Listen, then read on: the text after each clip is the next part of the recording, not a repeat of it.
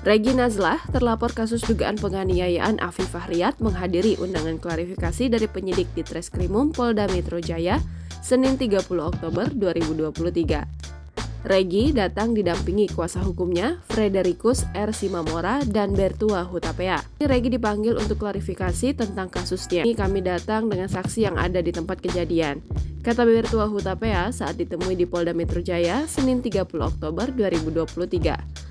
Regi juga membawa saksi dan barang bukti berupa sepatu yang diduga digunakan Afifah saat memukulnya. Ini sepatu yang dipukul ke klien kami.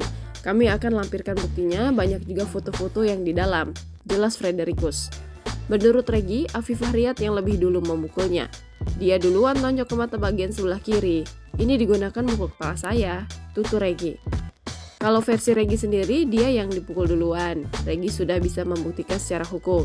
Kita ikuti saja hukum yang berproses, sambung Bertua.